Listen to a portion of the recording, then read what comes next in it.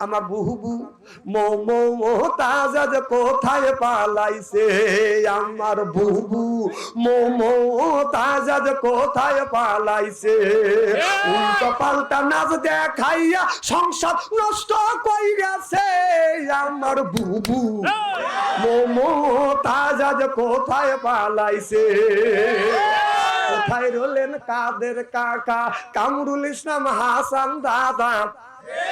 কোথায় রলেন কাদের কাকা কামরুল ইসলাম হাসান দাদা আবু সাইদ রক্ত নিয়ে হুলি খেলেছে